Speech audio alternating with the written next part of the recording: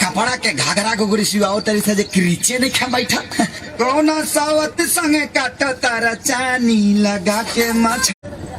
Hello गुरु power laundry speaking. कपड़ा सब ready बा जी एकदम एजेंट बा का। हाँ अर्जेंट बा। ठीक बा भेजवा तनी सामान भादो रे देखा जब एजेंट डिलीवरी आता ना तई दोनों का दोनों गायब हो जाता रहा। अगर तब हमारे लेके जाए के पड़ी भाई तन देखत रहिए दुकान।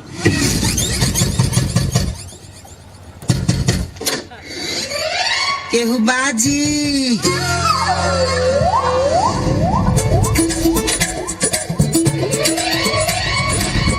ए बा घरवा में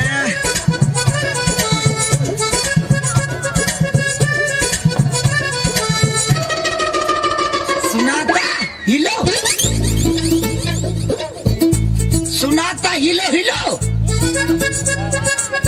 सुनाता रे कहाँ से सुनियो सर कान में ठेपी ठुकल ले बड़ी सा पूरा का पूरा हॉस्पिटल सीरियस बका रे।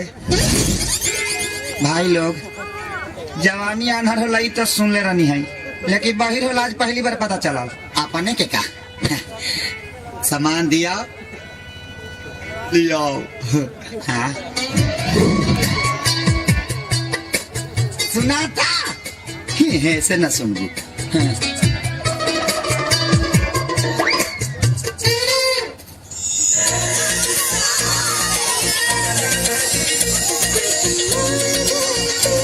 कौन जोड़े बड़ी सरकार है।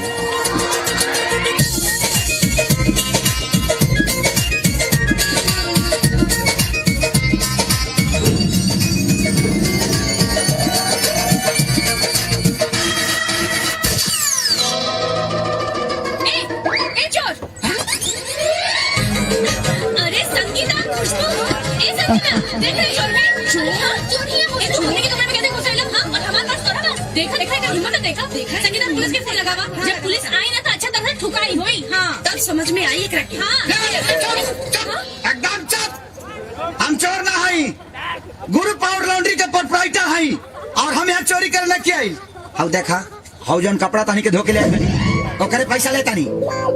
अरे तो काई धर्मशाला है जो सीधे घुस गई है आवे से पहले तोहरा के दरवाजा ना खटखटावे के तक के मारी तूर दी के मारी हां कान में ठेपे ढुकाले पड़ लो तक भोपू बजा के आई।